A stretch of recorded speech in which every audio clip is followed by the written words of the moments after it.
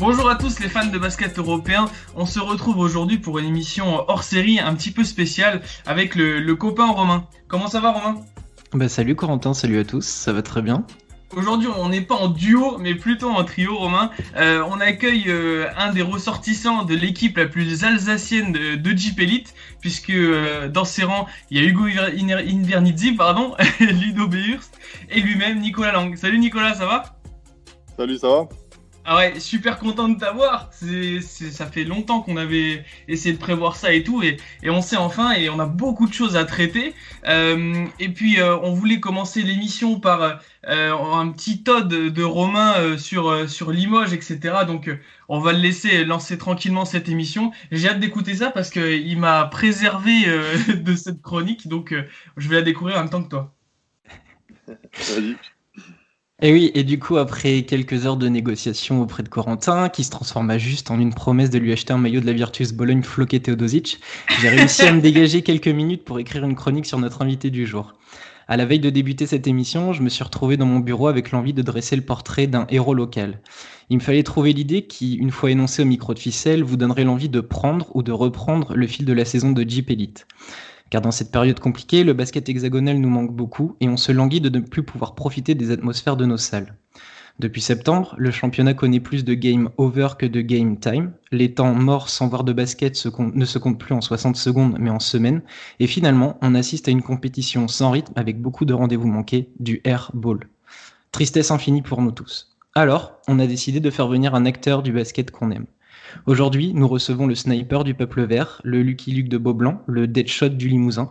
Il est aussi précis à 3 points que Legolas face à une armée d'orques, ne rate rien ou quasiment rien pour faire durer le suspense. Lorsqu'il est au niveau de la ligne des 6,75 m, la défense est déjà perdue face à tant d'efficacité.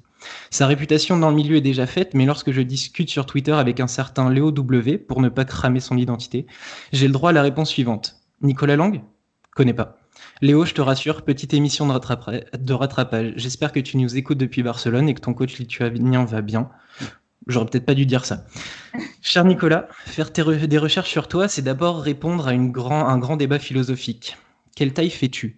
Oui, car c'est un peu le jeu des syndicats et de la police quand on y regarde de plus près. 1,99 m selon Wikipédia, 1,98 m selon la LNB, 1,96 m sur le site de la Team France, 2 m pour la BCL et 2,05 m avec chaussures compensées et talonnettes selon la NBA. J'espère donc, dans ce podcast, avoir une vraie réponse. C'est aussi admirer le parcours d'un gamin de Mulhouse, néo-international aux 14 saisons de l'NB, dont le palmarès est plutôt bien garni et dont le style me plaît énormément. Prenez quelques minutes pour admirer les fondamentaux de Nicolas.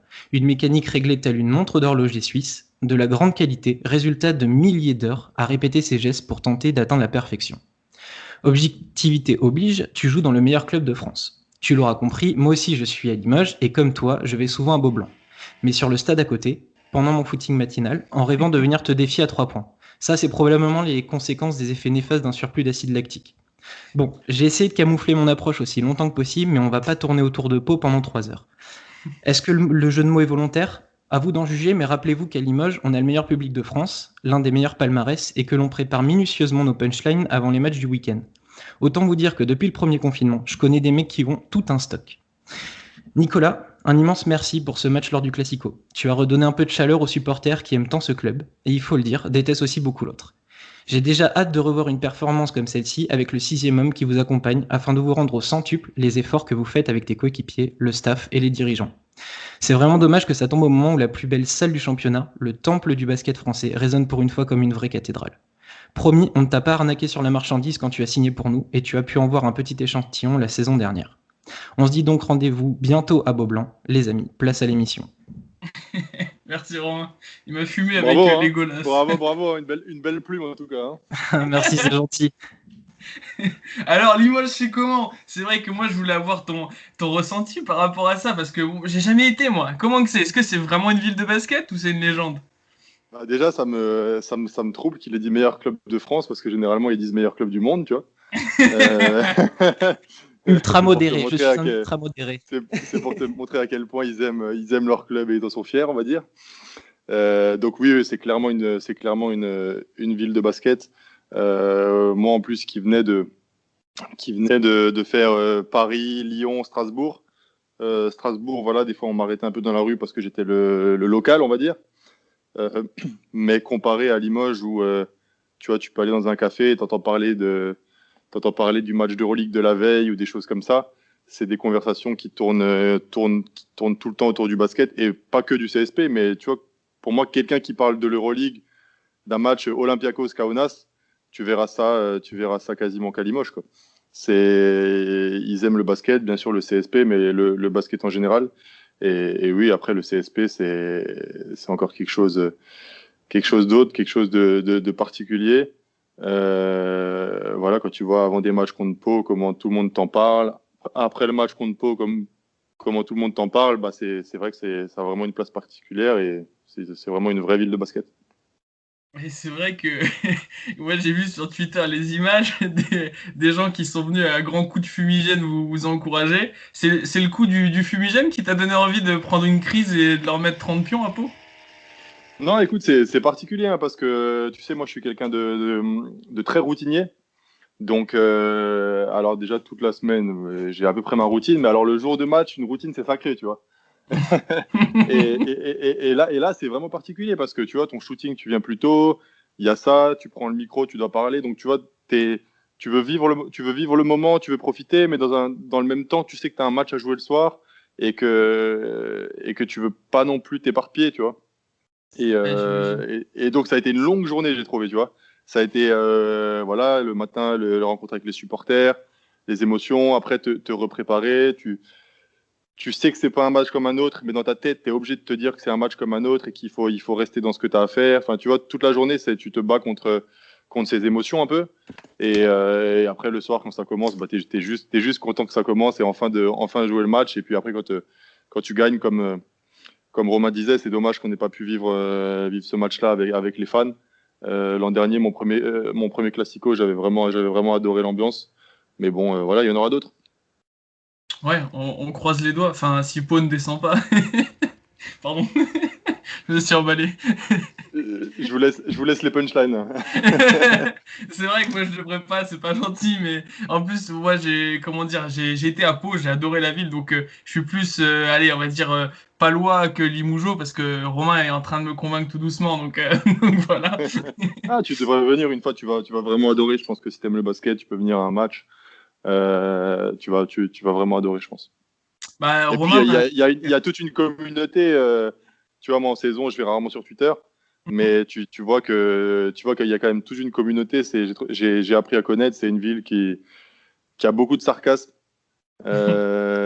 beaucoup de second degré, mais surtout, enfin, beaucoup de sarcasme. Et bon, moi, le sarcasme, c'est ma vie, donc ah ouais, ça me plaît bien. ah, tu devrais bien t'entendre avec Romain. D'ailleurs, Romain, je crois que tu voulais aborder quelques petits points assez intéressants. Oui, bah du coup, on va continuer sur le Classico. Tu pouvais pas faire mieux pour être adopté avec un match comme t'as fait. Est-ce que justement, enfin, je crois deviner la réponse, mais est-ce que tu ressens le poids de l'histoire avant une affiche comme celle-ci? Bah, t'es obligé parce que, encore, comme je le disais avant, moi, j'étais vraiment, avant un match comme ça, voilà, tous les matchs sont importants pour moi. J'ai jamais pris un match à la légère avant de le jouer. Même des fois, quand je vais jouer une équipe de N1 en Coupe de France, je suis jamais arrivé en me disant que c'était gagné. Je sais qu'il y a, voilà, il y a de fortes chances de le gagner, mais il faut encore faire les efforts, faut faire les choses. Et là, en fait, tout le monde te rappelle que c'est un match particulier. Tout le monde, comme si, voilà, on voulait que tu aies une extra motivation pour aller sur le terrain. Et moi, j'ai pas besoin de cette extra motivation. Mais oui, tu ressens le poids parce que tout le monde t'en parle, tu vois. Et au final, moi, c'était vraiment ça. C'est vraiment, voilà, embrasser l'histoire, mais en même temps, rester sur ce que tu as à faire pour vraiment être très concentré, mais sans se mettre un surplus de pression qui, des fois, vraiment te sortir du match. Je veux dire, tu vois, moi, j'ai pas besoin qu'on me fasse des speeches façon l'enfer du dimanche avant un match, quoi. Ça, c'est typiquement le truc qui pourrait tu vois, me sortir totalement du match parce que mon stock d'énergie avant le match, il serait déjà parti, quoi. Tu vois, c'est donc oui, voilà, moi l'histoire, je la connais, j'ai pas besoin qu'on me la répète tout le temps. Je connais mon basket français, je connais l'histoire du basket français, je connais l'importance. Et, euh, et voilà, maintenant je suis content de faire partie de ces matchs-là. Encore une fois, comme je disais, avec le public, c'est mieux. Mais oui, c'est de toute façon, et ça me fait plaisir pour les gens surtout. Ça me fait plaisir pour les gens quand ils t'en parlent tout le temps et qu'après la fin du match, t'es content d'avoir gagné ce match et c'est surtout pour eux, quoi. Je tiens quand même à préciser du coup que Nicolas Lang est très routinier, qu'on l'a un petit peu perturbé le matin du Classico, mais qu'il a quand même collé 30 points, donc j'imagine même pas dans un jour où il est ultra concentré ce que ça aurait pu donner. Mais ça se trouve, c'est parce que ça m'a sorti un peu de ma routine et que voilà, des fois ça fait pas de mal, tu vois. C'est aussi des fois un défaut. Des fois, je suis trop routinier, tu vois. Trop routinier, trop concentré. Enfin, donc voilà, maintenant, il va falloir qu'ils viennent tous les matins de match, quoi, du coup. Écoute, Je j'ai deux, suis pas trois sûr que adresses. je suis pas sûr que la préfecture va apprécier en temps de Covid, mais. Qui viennent te ramener le petit-déj tous les matins comme ça. Sinon, Nico, j'avais une question notamment sur Mehdi Mari, ton coach. Il a repris l'équipe en cours de saison l'année dernière. Quelle énergie il a insufflé dans l'équipe après son arrivée? Ben, je veux dire, l'an dernier, quand il a repris l'équipe, on était quand même mal en point. Euh, on avait- c'était, c'était un basket très bizarre qu'on jouait. J'avais jamais vraiment connu ça. Je pense que déjà, à cette époque-là, il a remis de la structure, il a remis tout le monde dans un rôle, on va dire. Euh, donc voilà, c'est toujours pareil, hein. Quand on te donne un rôle dans une équipe, t'aimes ou t'aimes pas, mais au moins, tout le monde avait plus ou moins un rôle, alors qu'avant, c'était beaucoup de liberté. Tu savais pas trop qui était censé faire quoi. Et je pense que c'est ça ce qui l'a surtout amené de la structure et voilà, tout le monde avait plus envie de jouer au basket déjà, quoi. Je veux dire, moi j'ai vraiment tu souhaites jamais que ton entraîneur se fasse limoger, mais là à ce moment-là, c'est vrai quand il est arrivé, il a apporté un nouveau souffle à l'équipe en tout cas, et tu sentais que dès le début ça a plutôt bien pris. Moi, j'ai découvert Mehdi à l'époque des Espoirs, quand il les a amenés au Trophée du Futur. Et on m'a toujours parlé de lui en positif. Qu'est-ce qui dégage Mehdi enfin, je sais pas, comme énergie, qu'est-ce qui dégage ce coach qui a l'air d'être très très intelligent, ça a l'air d'être quelqu'un qui a un QI élevé au niveau du basket, qui bosse beaucoup, j'ai l'impression. Comment tu peux décrire ce coach? Bah déjà, je pense que oui, toutes les qualités que tu as citées. Mais au-delà de ça, je pense que c'est quelqu'un qui est encore un jeune coach au final. Dans ce milieu, je veux dire, il a pas 20 ans d'expérience en tant que coach principal. Et je pense il est conscient de ça et il cherche sans cesse à s'améliorer. C'est quelqu'un qui est très curieux. Et je pense que c'est vraiment une force dans la vie en général, mais en tant que coach aussi. Voilà, qui va piocher des idées à droite, à gauche, qui est beaucoup dans le dialogue également. C'est pour moi une qualité. Je veux dire notamment, voilà, on est en 2021, c'est un style de management différent. Moi, je sais que quand j'ai commencé, c'était vraiment beaucoup de, tu vois, management à l'ancienne, old school, ça crie, ça. Enfin, même dans les entreprises, pas que dans le basket. Mais maintenant, c'est une période différente. Tout le monde est beaucoup plus voilà, dans le bien-être, dans le management, dans le dialogue. Et dans le basket, ça, à mon avis, ça y échappe pas. Et il est beaucoup dans le dialogue et c'est très intéressant, je pense. Comment t'as vécu toi ce début de saison? Donc il y a le contexte sanitaire, ça tout le monde le sait, mais on sait que le CSP avait un effectif avec des rotations plutôt limitées et notamment vous là, les joueurs on va dire principaux avaient des temps de jeu énormes. Comment tu l'as vécu ce début de saison? Écoute, j'ai joué dans des équipes où je me plaignais de pas jouer assez des fois. J'ai toujours dit, et c'est véridique, dans ces moments-là, je me disais, mais jamais de la vie, je me plaindrais de trop jouer. Tu vois, que je sois fatigué, pas bon, parce que tu vois, des fois, tu as de la fatigue ou des choses comme ça, jamais de la vie, je me plaindrais. Tu m'entendras jamais, j'ai loupé des shoots à la fin d'un match parce que j'ai trop joué. C'est impossible pour moi, c'est pas dans ma mentalité. Il y a des choses à faire. Voilà, j'avais beaucoup bossé mon cardio cet été. C'était vraiment une de mes priorités. Les salles étaient fermées, mais la piste à Beaublanc, elle n'était pas fermée. Donc, je me suis mis sur la piste avec l'apport du préparateur physique Faisal Court. Et honnêtement, ça m'a beaucoup aidé sur ce début de saison. Et oui, on a beaucoup joué, mais au-delà de ça, des fois, tu fais un match, tu as 10 jours, 15 jours pour récupérer. Ouais. Donc, je vois pas comment tu peux dire je suis fatigué, quoi. Ouais.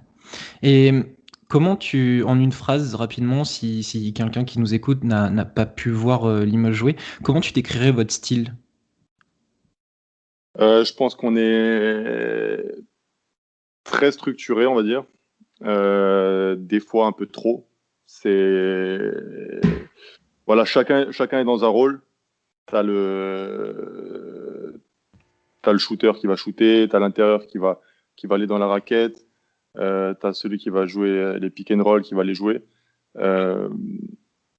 Voilà, chacun est dans son rôle. Tu sais ce que tu vas voir, on va dire. C'est avant le match, tu sais à quoi t'attendre.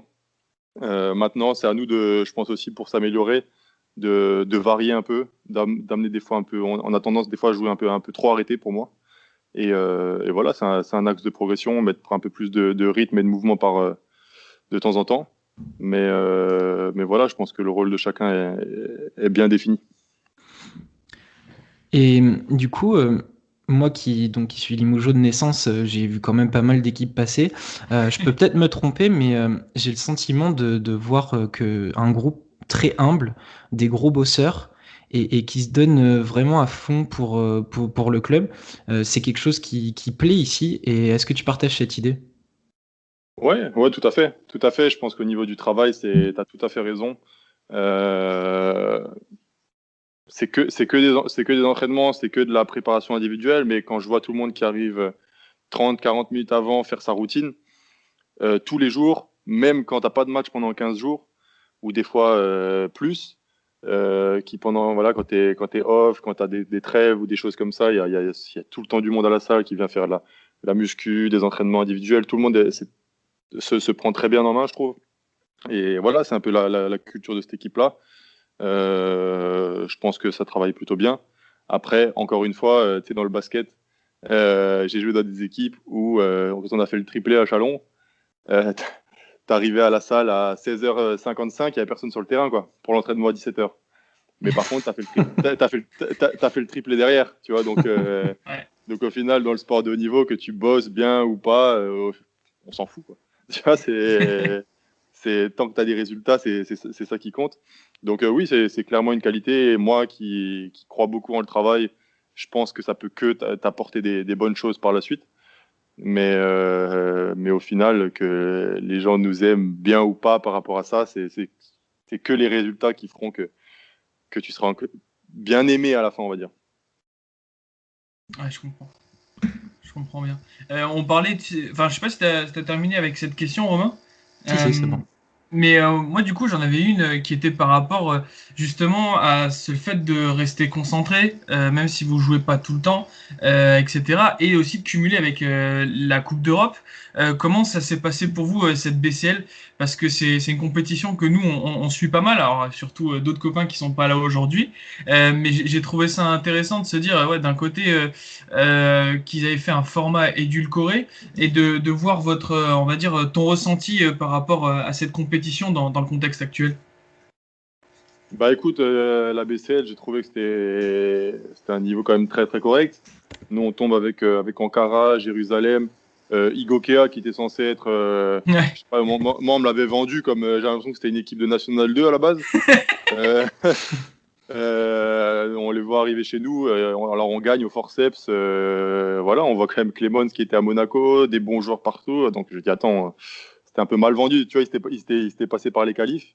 Tu vois, c'est des clubs comme ça qui en France tu connais pas trop, quoi. Mais après, quand tu connais un peu des gars à l'Est, ils te disent non, ça, c'est une bonne équipe, ça a toujours été une bonne équipe, quoi. C'est un bon club. Tu vois, dans leur ligue, ils en mettent 25 à l'Étoile Rouge. Tu dis oula, ah oui, effectivement, c'était pas censé être ça, mais bon, voilà. Et au-delà de ça, on avait une très bonne poule. Je pense qu'on a fait des choses très intéressantes. Mais comme je l'ai dit avant, si tu gagnes pas à la fin, ça sert à rien, quoi. Je veux dire, on a allez, trois matchs où on aurait dû gagner. Et au final, on en prend 0 sur 3, quoi. Quand on va à Igoka, on est encore à, je crois, plus 2 ou plus 3 à 1 minute de la fin. On a un rebond off à prendre qu'on ne prend pas derrière ça. Voilà, à Ankara, pareil, on est à plus 3 à quelques secondes de la fin, on perd. Donc, tu vois, c'est toutes ces fins de match-là qui nous ont fait beaucoup de mal. Et au final, on avait juste à gagner un match de plus pour passer. Et voilà, c'est dommage. Mais la compétition, oui, j'ai bien aimé. Après, c'est sûr que c'était particulier de jouer seulement tous les 15 jours. Mais au final, nous, on n'a pas trop eu de problème parce que le calendrier, tu vois, on n'a pas eu de match reporté. Et je pense que, honnêtement, avec le Covid, ça aurait été très dur de faire un format classique. C'est clair. Surtout qu'en plus de ça, bon, il y a aussi le regret de se dire il y avait des belles ambiances. Hein. Igokea, alors je connais pas Turk Télécom, hein, mais Igokea et Apoel Jérusalem, d'habitude les salles sont plutôt chaudes. J'ai vu quelques folies là-bas. Moi j'aime beaucoup cette compétition, je trouve qu'elle a beaucoup de charme, elle vous fait pas mal voyager, mais ça permet aussi de se confronter à d'autres équipes, et notamment à d'autres snipers. Je sais pas si tu en as croisé d'autres dans la compétition qui t'ont choqué, des mecs qui mettaient des filoches comme des cochons. Ben, comme ça maintenant, non, contre nous, il a pas trop mis, je trouve, à l'extérieur, mais tu sais, Vilger de Turk Télécom. Ouais, vrai problème. Gros dangereux. J'aime beaucoup. Tu vois, même Sab Decker, à la base, l'an dernier, on l'avait joué à Cuban, il n'était pas trop catalogué shooter. Et cette année, tu sens qu'il est beaucoup plus en confiance. Donc, tu vois, au final, c'est pas quelqu'un dans ton esprit où tu te dis, voilà, sniper, mais je crois qu'il est quasiment à 50% sur la compète, donc si, quand même. Mais sinon, non, comme ça m'a pas trop marqué. Mais de toute façon, c'est sûr que c'est une compétition. Tu vois, tu découvres des joueurs, tu découvres des styles de jeu différents. Les ambiances, comme tu dis, on n'a pas pu les voir. Mais tu vois, jouer une équipe comme Jérusalem, des fois qui joue avec quasiment trois intérieurs sur le terrain ensemble, qui switchent quasiment sur tous les écrans, tu vois, avec Chris Kramer qui défend fort, qui peut changer, sa triple switch sur tous les écrans quasiment tout le temps, qui s'adapte tactiquement. Ankara, tu vois, c'est vraiment 5 gros joueurs qui doivent prendre 90% du budget, je pense. Pas trop de bancs derrière, mais du coup, les gars, ils jouent 36, 37, 38 minutes. Tu vois, donc c'est vraiment des équipes différentes. Ou alors encore Igokea avec, tu vois, deux Américains plus une grosse base de joueurs de l'Est. Tu vois, vraiment des gars du Romal, en plus, voilà, des gars de l'Est, du dur, fondamentaux, du shoot, là, du QI basket. Donc c'était vraiment 3 équipes très différentes. Et ouais, ben, moi, j'adore jouer les Coupes d'Europe parce que tu vois quelque chose d'autre, quoi. Si tu restes que dans ton championnat de France, honnêtement, tu vas pas voir grand-chose non plus, quoi. C'est clair. On avait une question notamment, c'était pas dénué de sens ma question sur les snipers, et je crois que c'est Romain qui voulait te la poser, parce qu'il y a un truc qui nous intéressait à nous, c'est le travail par rapport. Je te laisse la terminer, Romain. Oui, bah oui, forcément, on admire les snipers, mais du coup, on sait que à Limoges, vous avez coach Yacine Awadi. Et quelle est son importance, notamment dans la confiance que tu as toi en ce moment? Moi, avec Yacine, c'est depuis le début. Tu vois, ce métier-là, je l'ai connu vraiment à Lasvel avec Joseph Gomis. Quand il était arrivé en janvier lors de ma dernière saison à Lasvel. Et même si je jouais moins, même si mentalement j'étais pas ultra heureux à cette période, et ben le fait d'avoir quelqu'un au quotidien qui est en dehors du staff, qui est dans le staff, mais voilà, quand il vient s'entraîner avec toi, il est quand même en dehors. Tu vois, tu peux parler, tu peux travailler sur des choses où voilà, le coach va peut-être même pas te les donner. Enfin voilà, des post-up, des pick and roll, alors qu'à l'époque, tu vois, j'en jouais pas trop à Lasvel. Ça m'a vraiment permis de progresser. Voilà, me créer encore cette routine, mais avec quelqu'un qui t'aide là-dedans. Et pour moi, j'avais beaucoup progressé sur les 4-5 mois où j'avais bossé avec Joe à Lasvel. Et en venant à Limoges, quand on m'a dit qu'il y avait quelqu'un comme ça, voilà, Yacine Awadi, j'étais très heureux parce que je savais que j'allais vraiment pouvoir voilà, me mettre cette routine en place. bosser avec quelqu'un dont c'est l'unique objectif, c'est de te faire progresser individuellement. Et voilà, ça se passe très bien. Avec Yacine, on a une très bonne relation, que ce soit sur le terrain, mais aussi en dehors du terrain. On peut parler, on échange tout le temps. C'est pas une relation où il me dit quoi faire, je fais. Oui, c'est pas une relation non plus où je lui dis je fais ça et il me prend que les rebonds. C'est vraiment une relation où on échange voilà, au quotidien. Voilà, j'ai ma routine. Après chaque entraînement, je fais toujours la même chose. Si là, par exemple, on voit un truc sur le prochain match, une équipe va défendre différemment, et ben, on va s'appeler, on va échanger, on va dire voilà, pour le prochain match, on devrait adapter ça sur la routine de la semaine. Voilà, plus travailler comme ça. Là, je suis un peu fatigué. Quand même faire la routine, mais peut-être limiter un peu le nombre de shoots. Là, je me sens en forme, donc monter un tout petit peu l'intensité. Enfin, tu vois, des choses comme ça. Aujourd'hui, là, tu tournes à 50%, environ 50% à 3 points. Si je me trompe pas dans les stats que j'ai trouvés, c'est tes meilleurs résultats au shoot. Et globalement, tu réalises ta meilleure saison en carrière. On sait que bon, tu as un profil de shooter et que les shooters fonctionnent à la confiance, mais qu'est-ce qui fait qu'aujourd'hui, particulièrement là, cette saison, dans un club si particulier, ce soit ta meilleure saison? Comment toi tu l'expliques? Bah, les minutes déjà. Ouais.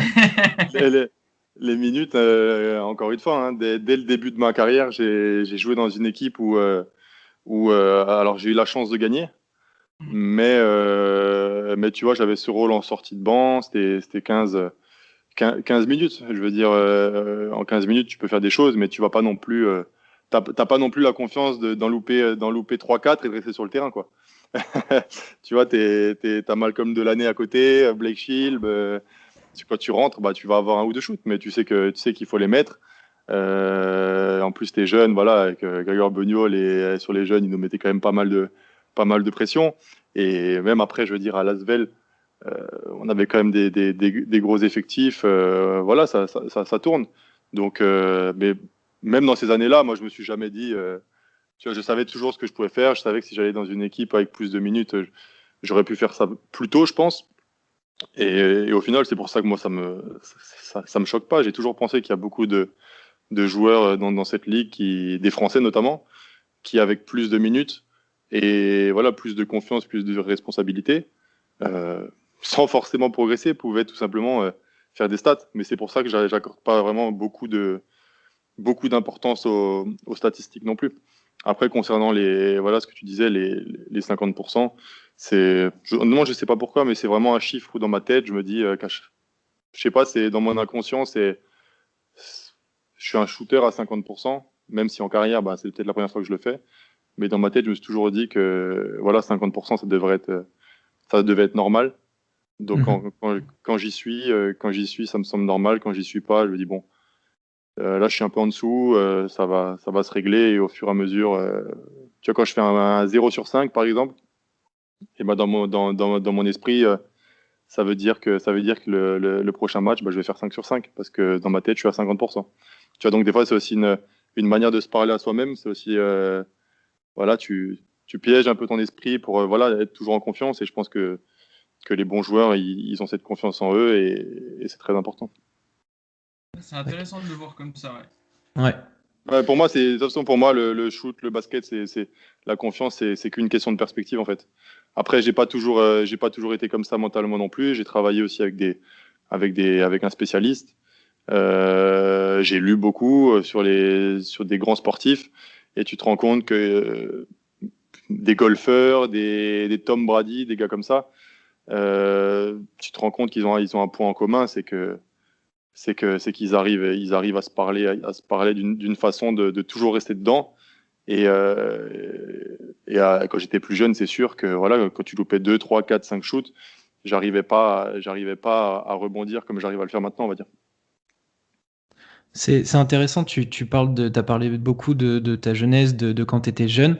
Justement, on voulait aborder ce sujet, notamment des centres de formation. On a trouvé un article qui recensait un petit peu les joueurs français ou les joueurs passés par les centres de formation, quels sont les meilleurs, etc. Donc on a vu que Cholet était premier, qu'il y avait Pau, le BCM et Chalon, donc le centre de formation où tu étais. Il se classe quatrième.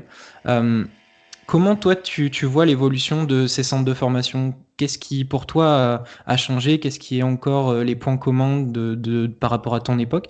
Ouais, comment tu vois la formation française actuellement? Bah écoute, c'est pas simple pour moi d'en parler parce que tu vois, je suis plus trop dedans, quoi. Je pourrais t'en parler à la rigueur quand j'étais voilà, espoir ou jeune professionnel ou peut-être un jour quand mes enfants seront dedans.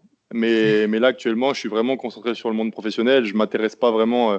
Voilà, je regarde pas de match espoir. Donc, tu vois, c'est pour moi dur d'en parler. Mais ce qui est sûr, c'est qu'en France, on a un talent incroyable, quoi. Euh, et ce qui est aussi sûr, c'est que ça a beaucoup changé. Ça a beaucoup changé quand je te dis, quand j'étais plus jeune. Un espoir qui venait, il n'était pas traité de la même façon qu'actuellement. Là, on est quand même, tu vois, beaucoup plus à les encourager. Euh, des fois, il faut trouver un peu le juste milieu, je trouve, entre l'époque où c'était beaucoup plus dur et maintenant, tu vois, sans passer pour un vieux con, hein, et maintenant où des fois, j'ai l'impression qu'on est un peu trop gentil avec eux, tu vois. Et j'ai l'impression que des fois, ils se rendent pas compte que c'est une fenêtre de 2, 3 années, même quand tu as beaucoup de hype, hein, même ceux qui ont beaucoup de hype, c'est une fenêtre, allez, 2, 3, et encore, je te dis 2, 3 années, des fois, c'est 1, 2 ans, 1 ou 2 années, quoi. Mais où il faut que, voilà, soit maintenant tu passes le cap, tu peux être un joueur professionnel et très bien vivre de ta passion pendant plusieurs années, soit ben, tu passes pas le cap et ouais, tu pourras aller jouer dans des niveaux plus bas, mais ce sera pas la même vie, quoi. Tu vois, Ok. donc je pense qu'on a beaucoup de talent, mais il faut vraiment faire attention à toujours bien les accompagner, donner de bons conseils. Maintenant, il y a un truc que moi à l'époque qui n'y avait pas, c'était les réseaux sociaux. Ah oui. Eh oui, Euh, Tu forcément. vois, et honnêtement, je juge pas parce que je sais pas comment j'aurais réagi. Tu peux pas simplement dire, ouais, ils sont nubilés par les réseaux sociaux. Ben, nous on l'avait pas, donc tu peux pas savoir. Mais Mhm. c'est sûr que c'est dangereux. Je veux dire, des fois, quand t'as un gamin qui a 5 points de moyenne en KD France et qui met un dunk et que le dunk tourne partout et que tu as l'impression que le gars c'est une star, ah, c'est dangereux. Et encore, je blâme pas ceux qui mettent les images parce que eux ils font juste leur boulot, quoi. Tu vois. Mhm. Mais par contre, c'est à tout l'encadrement autour de faire gaffe à ce que la hype n'atteigne pas le travail, quoi. Pour moi, le travail et le processus de formation, ça restera toujours beaucoup plus important. Ouais, c'est pour ça que de temps en temps, faut passer à l'entraînement, leur mettre des grands coups de pression, non?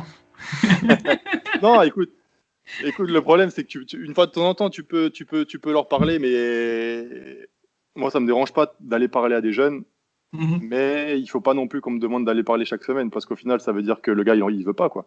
Si, Hey. enfin, moi, voilà, j'ai pris des coups de pression quand j'étais plus jeune. Il y a Greg Beugnot, mon ami un ou deux, qui étaient assez légendaires. Tu vois, quand la tête, elle commence un peu à gonfler. Euh, mais après, j'ai aussi eu de la chance d'être très curieux, d'avoir aussi voilà, des parents qui te remettent sur terre quand ça, comme je disais, quand ça gonfle un peu. Mais aussi très tôt à Chalon, je suis tombé sur quelqu'un comme Stéphane Rizaché, voilà, qui te donne des conseils très très précieux. Mais pareil, je l'ai demandé, mais il n'avait pas besoin de me dire travail, travail, travail. J'allais travailler de moi-même. Il faut aussi qu'au bout d'un moment, ça vienne de toi. Tu peux pas toujours compter sur un coach ou sur un mentor pour tout le temps te remettre dans le droit chemin, quoi. Ouais, c'est clair. Évidemment. Et du coup, à Limoges, moi j'avais fait une interview avec Claude Bolotny, il y a de ça 1 an ou 1 an et demi. Et lui, il est forcément très attaché à la jeunesse, au centre de formation. Il m'avait parlé justement, voilà, de l'envie de la nouvelle direction de mettre la jeunesse au centre un peu du projet. Ils ont renforcé les espoirs, ils ont renforcé les U18. Vous avez Timothée avec vous toute la saison. Il y a Badre qui fait aussi quelques bancs. Je sais qu'il y a Youssef qui pousse un petit peu. Euh, Qu'est-ce que toi tu penses de cette jeunesse à Limoges, et est-ce que pour toi c'est un petit peu le futur de ce club? Écoute, c'est dur à dire de dire si c'est le futur ou pas.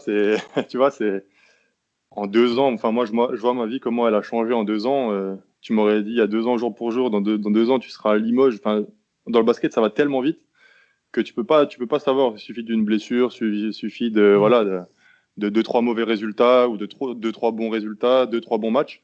Bien sûr, ces les 3 joueurs dont tu m'as cité, ils ont tous les trois beaucoup de talent.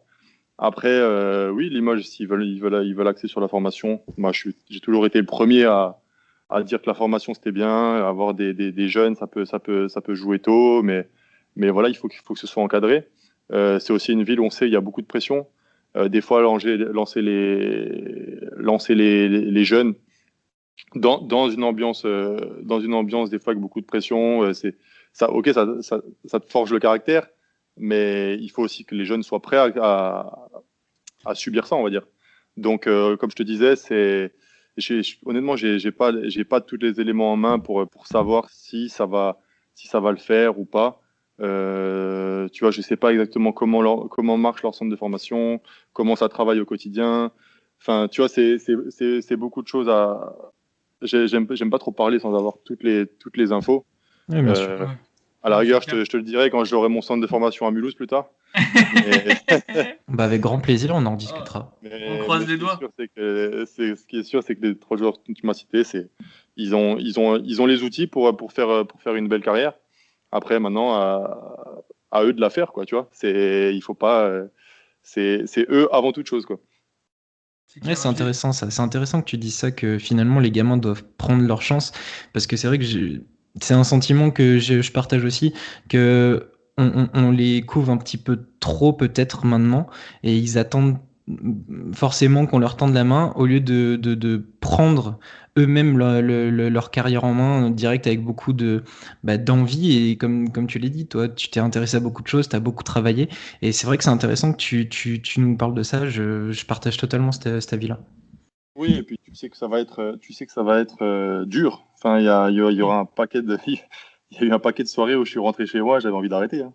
Enfin, t'as envie d'arrêter, mais au final, tu te poses 2 minutes et tu te dis, arrête de te lamenter. De toute façon, t'arrêteras pas.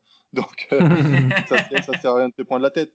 Mais, mais tu vois, c'est comme un peu des fois là, t'entends des fois, oui, le coach, il fait pas jouer les jeunes. Ouais, ok, peut-être. Mais c'est pas ça qui doit t'empêcher de continuer à travailler et de réussir. Ok, si ce coach-là ne te fait pas jouer, à la rigueur, va voir ailleurs, ou alors travaille plus dur.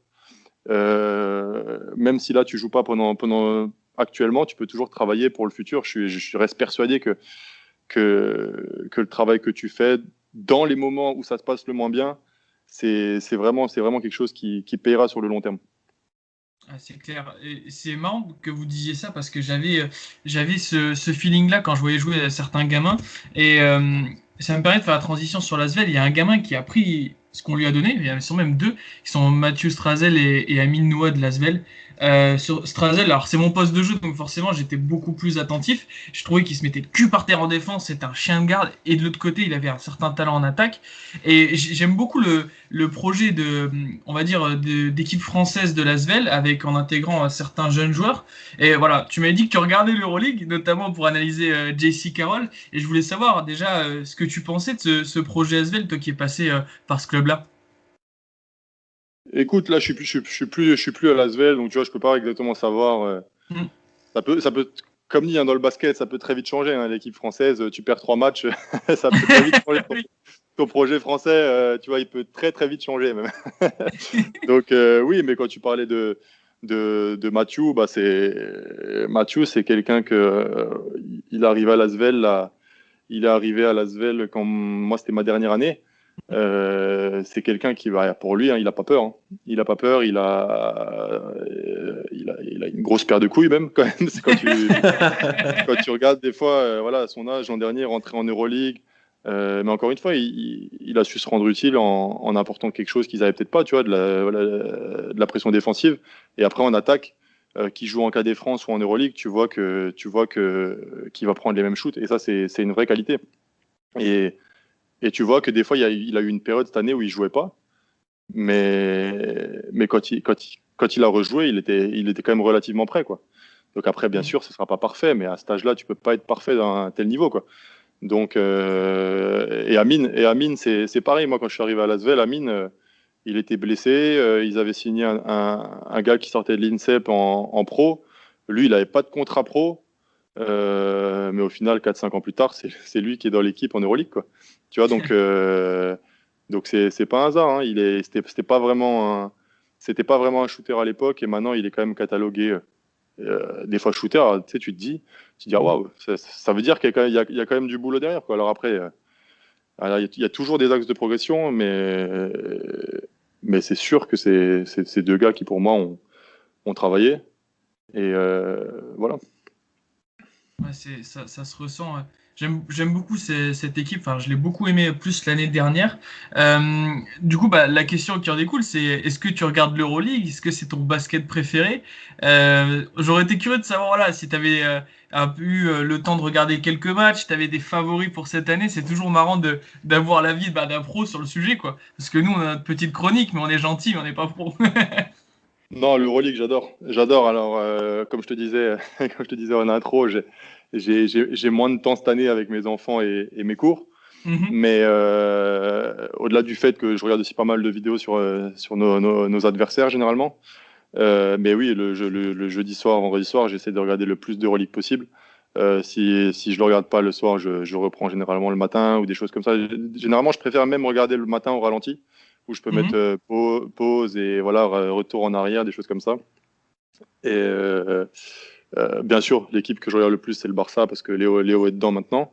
Mhm. Déjà avant, j'aimais beaucoup le style de jeu, j'aime beaucoup comment ça joue.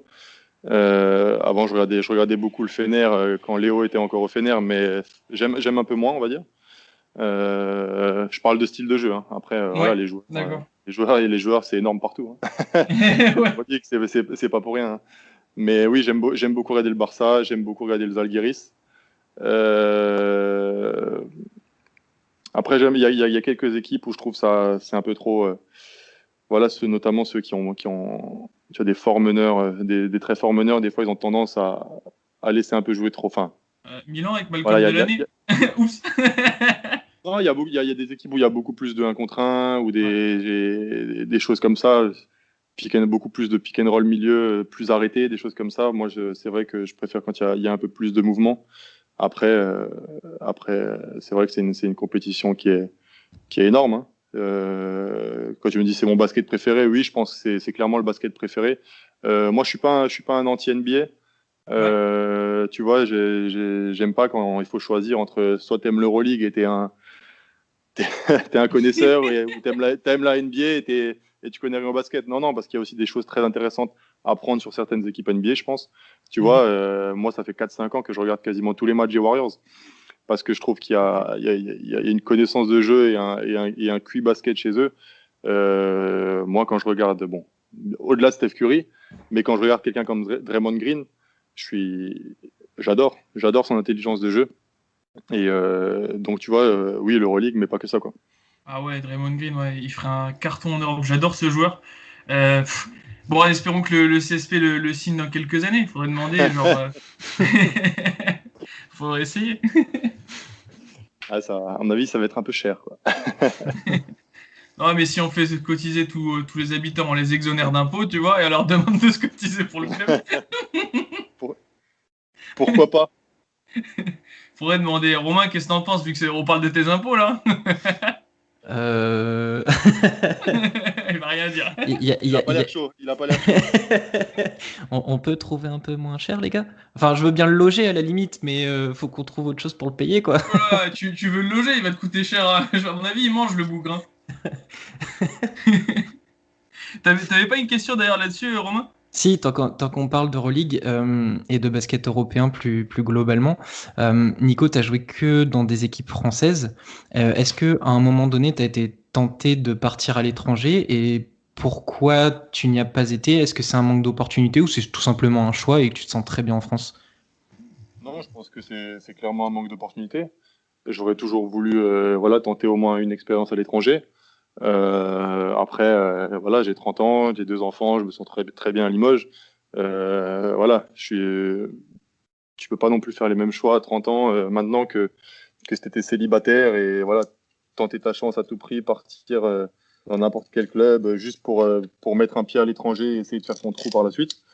Mais c'est clair et net que j'aurais toujours aimé y aller au moins une fois. Après, je pense que j'ai un profil où dans ces pays, ils ont déjà des joueurs de ce profil-là, quoi. Ce que tu vas chercher, je pense, c'est des joueurs que. Pourquoi prendre en étranger un joueur dont tu as déjà le profil, tu vois? Tu vois ce que je veux dire un peu? Ah, évidemment, évidemment. Donc voilà. Et puis aussi, pour partir, généralement, il faut quand même se montrer, il faut faire des stats. Simplement gagner, ça sert pas à grand-chose. C'est bête à dire, hein, mais c'est un business, c'est le monde dans lequel on vit. Si tu gagnes mais que tu fais pas de stats, pour partir et te montrer, ça sert à rien, quoi. Donc voilà, je pense que j'ai eu la chance de jouer dans des équipes qui gagnaient, mais des fois pour l'exposition, c'est sûr que c'était pas le top pour pouvoir partir à l'étranger derrière, on va dire. Après, on est très content de t'avoir à Limoges et pourvu que ça dure. Encore une fois, hein, je suis très content d'être là. Voilà, je m'éclate à jouer au basket à haut niveau. Je serais pas, t'inquiète pas, je serais pas le mec à 50 ans dans un bar PMU si j'avais pu partir à l'étranger. Enfin, tu vois, des trucs comme ça. C'est pas du tout le cas. Voilà, j'arrive très bien à dormir la nuit. Il y a aucun souci là-dessus. Mais si pour répondre à ta question, oui, j'aurais bien aimé vivre quelque chose d'autre, quoi. Ouais, quelque part, tu as intégré le Team France, donc c'est un peu ça aussi. Au final, tu découvres un peu l'étranger, quelque part, par ce moyen-là. Ouais, après dans le Team France, ce que j'ai vu, c'était quasiment le centre de formation de Chalon, quoi, tu vois. Donc, Ouais. des gars que je voyais en espoir ou des gars qui, 1 ou 2 ans, je jouais contre eux en Jeep Elite, tu vois. Donc, c'est pas, non, c'est pas ça l'étranger, quoi. Ouais, c'est clair, t'as pas la vie, etc. Mais quelque part, tu joues contre des équipes étrangères. Et la question que je me suis posée par rapport à ça, c'est ça t'a fait quoi de retrouver Vincent Collet en tant qu'entraîneur? Parce que tu l'as eu comme coach. Vous n'êtes pas trompé de chasuble au moment de rentrer sur le terrain, parce que entre le rouge et le bleu, il y a quand même une belle différence. Non, bah, tu vois, à Strasbourg, j'avais fait qu'un an avec lui. C'est clairement un coach où il y a des choses à prendre. Tactiquement, il y a des choses très intéressantes. Donc au final, quand je suis arrivé, au moins j'étais déjà calé sur un peu ce qu'il voulait, ce qu'il demandait. Bon, après pour l'instant, j'ai fait un match contre l'Angleterre. Ouais. J'ai joué même pas 10 minutes et contre l'Allemagne, j'ai pas joué, tu vois. Donc tu vois, c'était une très très belle semaine. J'ai vraiment apprécié l'expérience. Maintenant, c'était pas non plus les Jeux Olympiques, quoi, tu vois. J'imagine, ouais. Ouais, c'est quand même, moi, par, comment on appelle ça?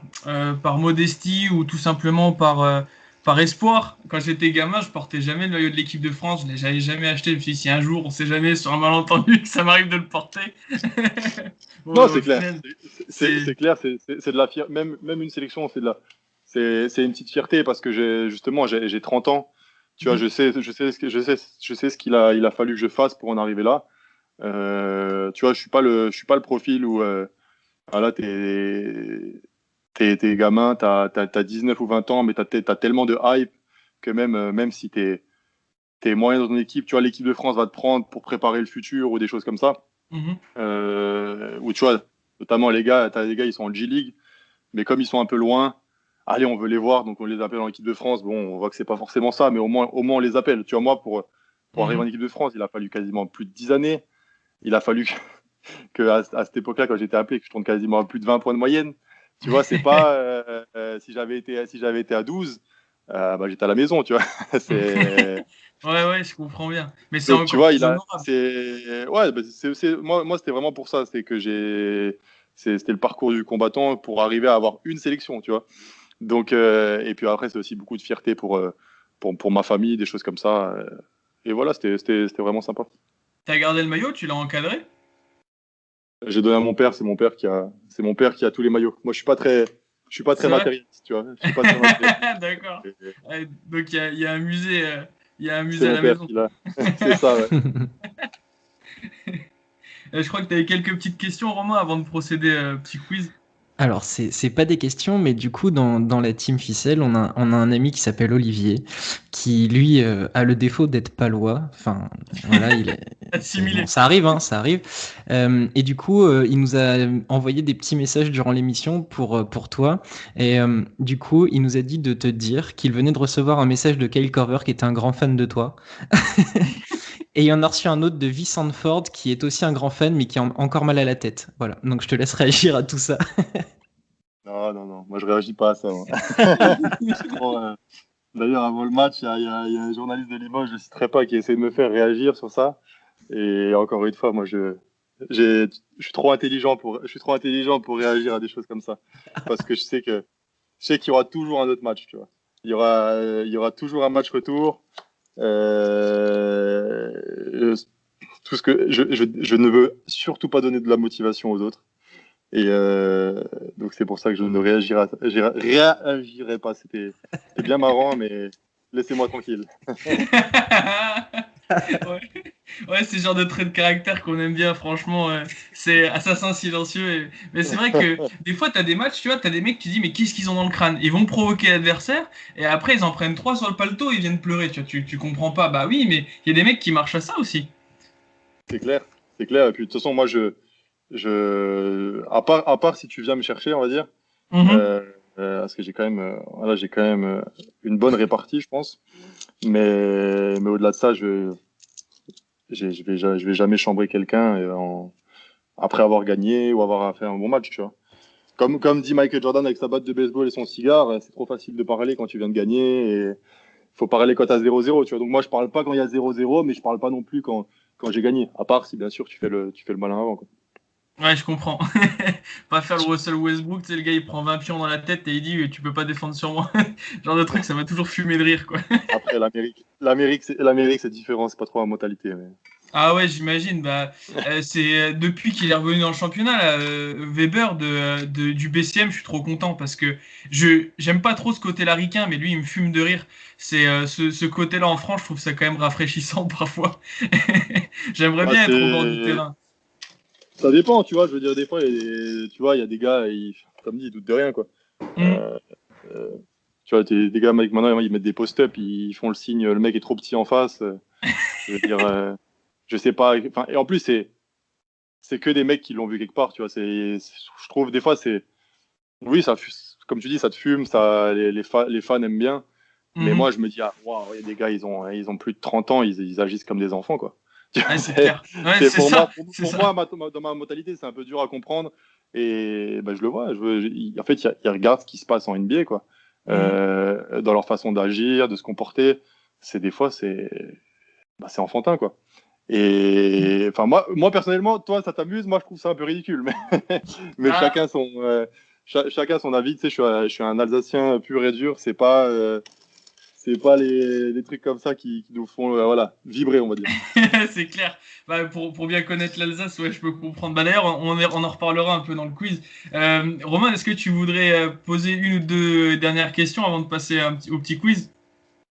Moi, je crois que j'ai fait le tour T'as de vidé mes le chargeur. questions. Ouais, ouais, ouais. Puis je tiens quand même à souligner qu'avec la dernière réponse de Nicolas, c'est quand même, t'as vu quand même à Limoges, on est humble, on travaille dans l'ombre, on fait le taf, on n'a pas un mot plus haut que l'autre, et finalement, c'est les Palois qui viennent chercher, hein. Moi, je dis ça, je dis rien.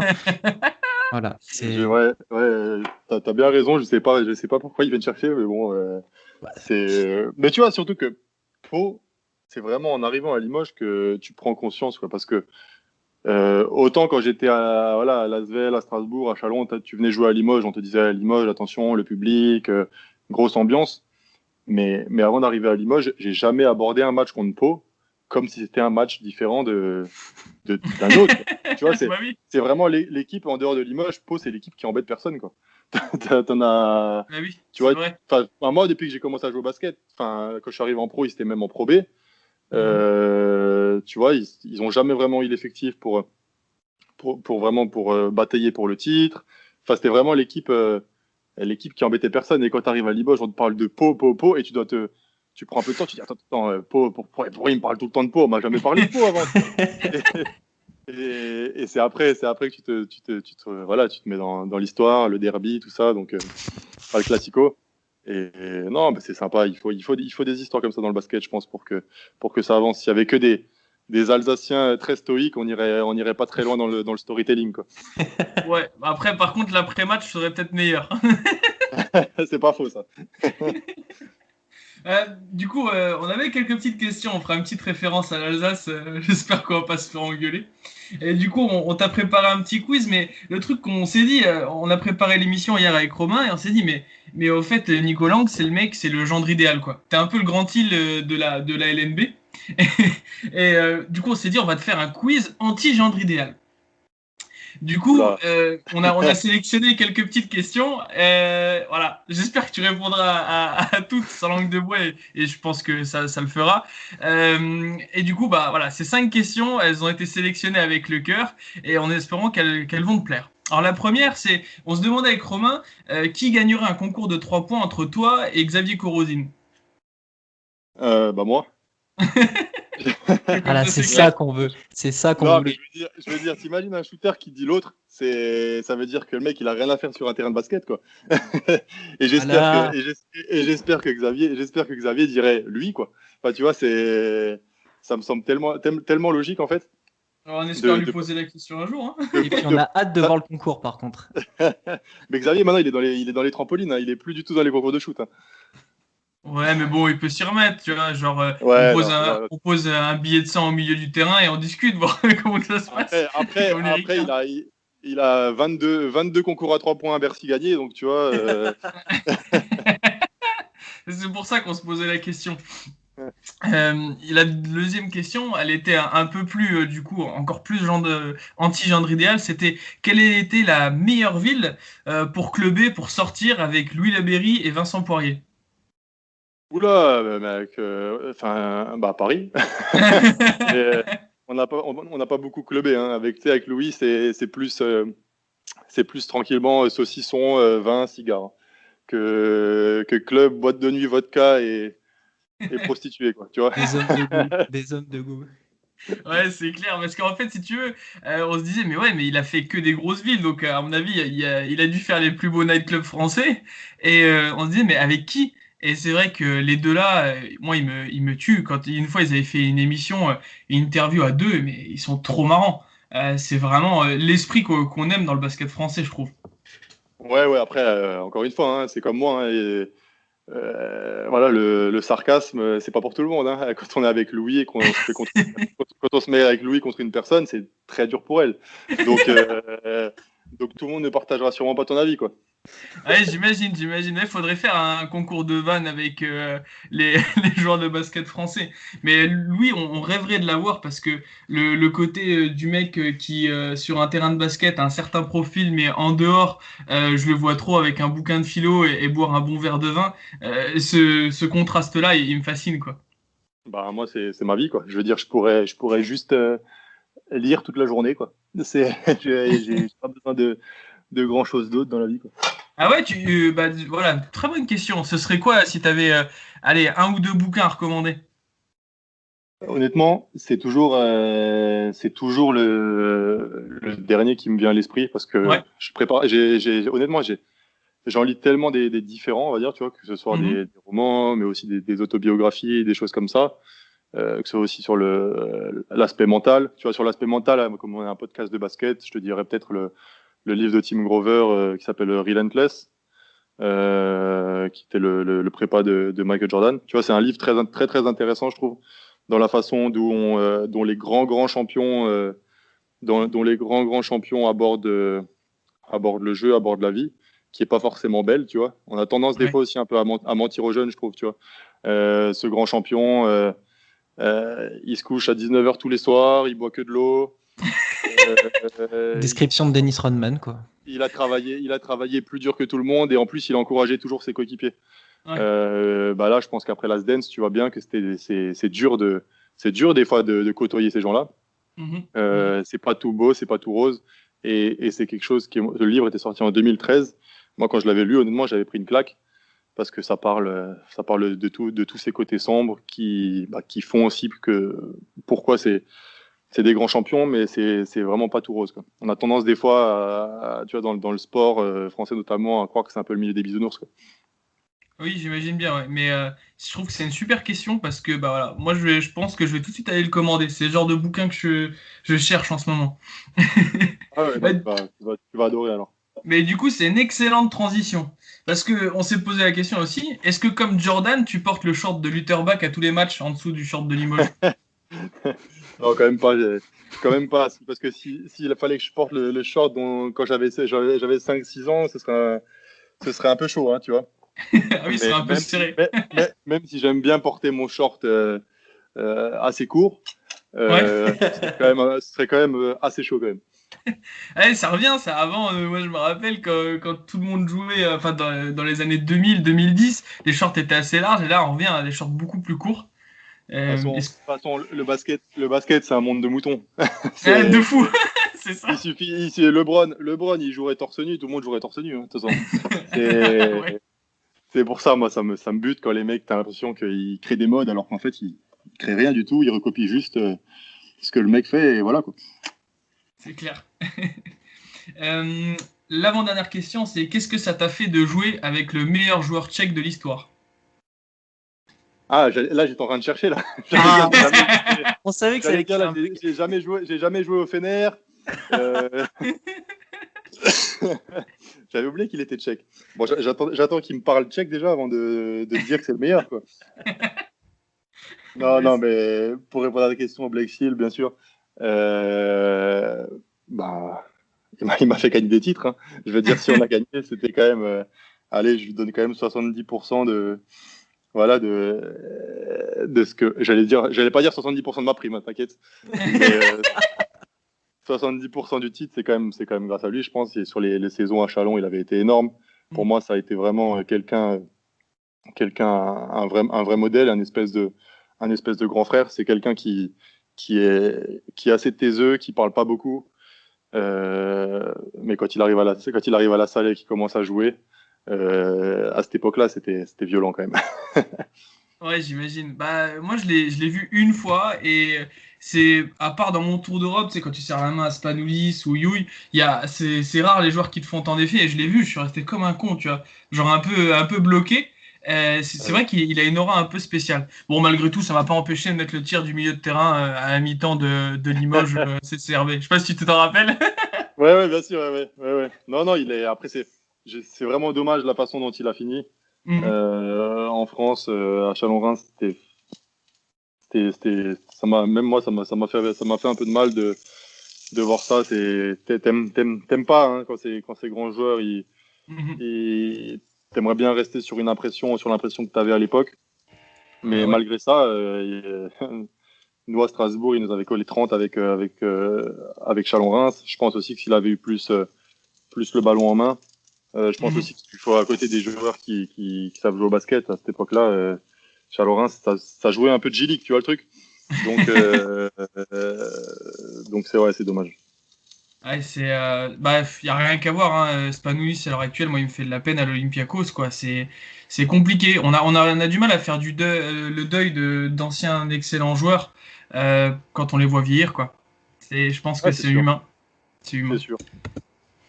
Et dernière question. Alors là, celle-là, je préfère la poser, mais tranquillement. Tu préfères gagner le titre à Limoges, mais à huis clos, sans terminer la saison, ou perdre le Classico de 30 points dans une salle pleine? Attends, répète ta question là. Tu préfères gagner le titre à Limoges, mais à huis clos et sans terminer la saison, c'est-à-dire pas de playoff, vous êtes premier de la saison, voilà. Ou perdre le Classico de 30 points, mais dans une salle pleine. Bah, tu connais ma réponse quand même. Ah ouais, mais bon, quelque part, ça veut dire que le Covid n'irait pas mieux, tu vois. Ouais, mais bon, franchement, non, non, je préfère quand même gagner, hein. Après, si tu me parles juste d'un point de vue médical, bon, on peut peut-être s'arranger, quoi. Mais si on parle juste de victoire, défaite, basket, oui, je préfère quand même gagner, hein. Surtout, bon, perdre le Classico en plus. Ouais, je peux comprendre. Bah, tu vois, t'as eu ta réponse, Romain. Je n'en doutais pas une seconde. Ah, pareil, mais c'est vrai que ça nous plombe J'ai bien. même bugué quand tu me l'as posé parce que je dis c'est tellement gros là. Bah, quand on l'a monté avec Romain, on s'est dit, voilà, c'est une question, est-ce que le gars voudrait se sacrifier pour le Ouais, Covid ou ouais, pas, quoi, mais non. c'est bon, hein, tu dis que je suis le genre idéal, ce qui n'est pas forcément vrai. Mais de là à se sacrifier non plus, quand même, hein. Ouais, je comprends, je comprends. Ah, voilà, Non, mais c'était... même si je sais bien qu'il y a des. Faut quand même garder une certaine perspective et que voilà, le Covid, c'est. Mais comme tu as posé ta question, c'est vrai que quand même. Ouais, c'est clair. Bah, en espérant que ça se termine rapidement et qu'on puisse venir apprécier vos exploits à Limoges, parce que moi, j'ai jamais été dans cette ville et c'est vrai que ça commence à me fatiguer que tout le monde m'en parle sans que j'ai jamais été, c'est frustrant. Mais bon. En tout cas, c'était un vrai plaisir de t'avoir. On a bien noté ta question pour notre futur invité, pardon, qu'on ne citera pas. C'était un plaisir. Et puis, bah, on vous souhaite, qu'est-ce qu'on peut vous souhaiter pour la fin de saison? Une très belle fin de saison, en espérant déjà qu'elle se Gagner, termine. gagner des matchs déjà. Ouais, c'est clair. Et oui, du public dans la salle serait vraiment sympa, mais après, bon, ça, on maîtrise pas trop. Donc, On croise les doigts. Romain, tu as un ouais. dernier mot? Bah, merci encore Nico d'être venu. Merci pour tout ce que tu fais à Limoges. C'est hyper sympa, hyper content d'avoir un gars comme toi dans le club.